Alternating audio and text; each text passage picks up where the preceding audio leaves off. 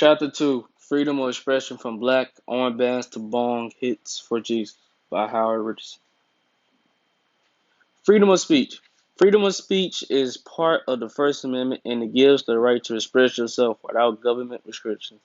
With freedom of speech, you can express yourself by words and by your actions. Freedom of speech is only valid if you express your opinions honestly and tell the truth. Facts and backgrounds about Tinker v. Des Moines. Some students in Des Moines law decided to wear black armbands to protest the Vietnam War. 2 days before the protest, the school board created a new policy that stated that any student who wore an armband to school and refused to remove it will be suspended. Continuing.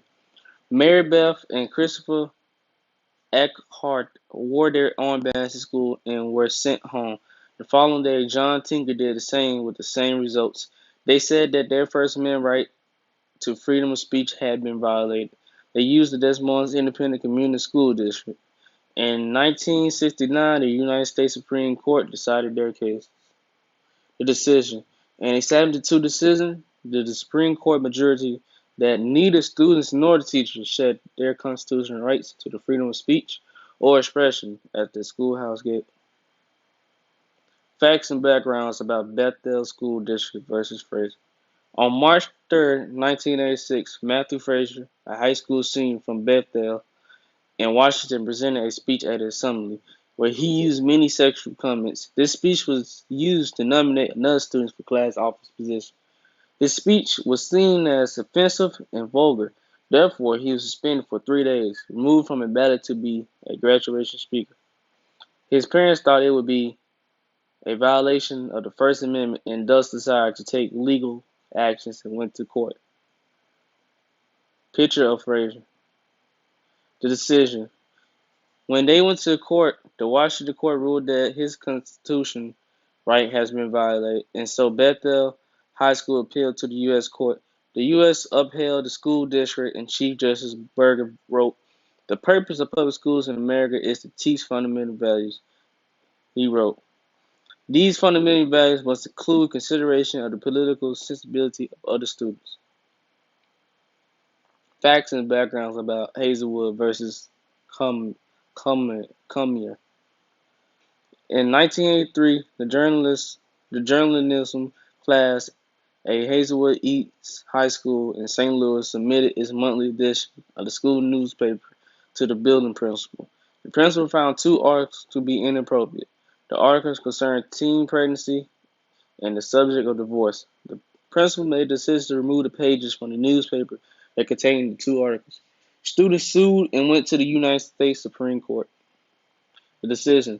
In a 5-3 decision, the Supreme Court ruled that the actions of the school did not violate the student First Amendment rights.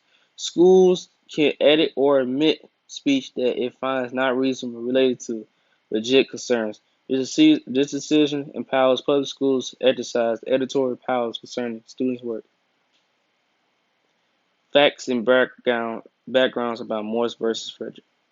In January of 2002, the Olympic torch relay made its way through Juneau, Alaska. The parade took place during normal school hours, and the local high school administration allowed students to leave their classes to watch it pass. The school approved the event to be a social event where students were supervised by teachers and administration. During the school event at the high school displayed a banner with the phrase "Bong Hits for Jesus." This teenage stunt started a major public debate about the limits of free speech in schools. Continue. The school and policy prohibiting the encouragement of illegal drug use, and Principal Deborah Morse asked the students to take down the banner. One student, Joseph Frederick, refused to take down the banner. Morse confiscated the banner and suspended him.